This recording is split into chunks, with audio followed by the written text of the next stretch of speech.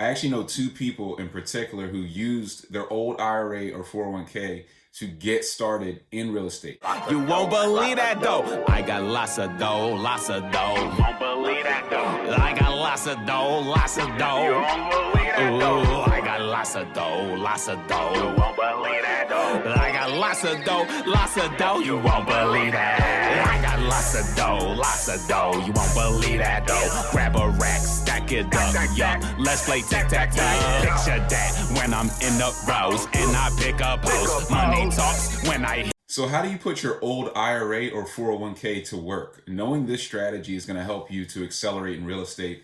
I actually know two people in particular who used their old IRA or 401k to get started in real estate. They cashed them out, maybe had about $50,000 in them, cashed them out, bought one or two rental properties, and that was what actually accelerated them into the real estate buy and hold strategy. But what I'm going to show you how to do is to keep it, not cash it out and pay any of those penalties, but to shift that into a self-directed custodian account and then use that to actually buy the property and maintain all of these tax benefits that are associated with retirement accounts. So what you do is you take your old IRA or 401k from your old job, maybe you worked there for 4 or 5 years and then left, and you have this money sitting in this account. It's probably in some type of a mutual fund investment.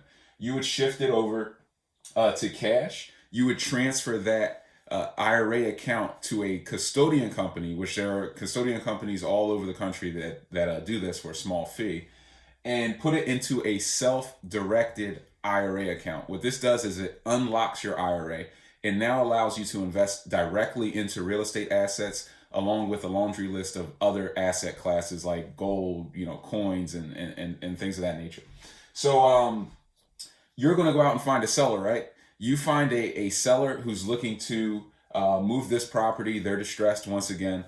You're going to step in, instead of you stepping in directly, you're going to have the IRA buy the property. One thing that people don't know is IRAs, self-directed IRAs, can actually qualify for mortgages as long as they are non-recourse loans. There are lenders out here, especially portfolio lenders, who offer non-recourse lending. What non-recourse means is that if the asset fails or the investment fails and they need to step in and foreclose on the property, they can only take the property. They can't come after you personally. That's the recourse portion. That's why it's non-recourse versus full recourse, which is how most loans are set up. Most mortgages are set up. So you can actually get leverage. This means if you have $30,000 in an IRA, if you put it in a self-directed IRA, you could use that as the 20% down to go out and purchase an investment property, immediately within the next 30 days. So if you have old IRAs, old 401ks, what you would want to do is consolidate those into a self-directed IRA with a custodian, and then use that to actually purchase the properties. And then you own the IRA, of course. So if the IRA owns the property and you own the IRA, then you own the property. All of the rental income that comes out of this property feeds back into your IRA, which means what? You don't pay taxes on the profits that you're making until you actually pull that money out of your IRA in retirement when you're 59 and a half or older. So this is a great strategy for people who are looking for tax benefits in real estate, but also want to leverage these old IRAs or 401ks for a better reason. So there's a little bit more to this. Once again, I cover all this in the 100 Keys Masterclass. So if you're not in, you have to get in to get all of the secret sauce. But this is just a hint of how you should be thinking about leveraging some of these assets that you're sitting on.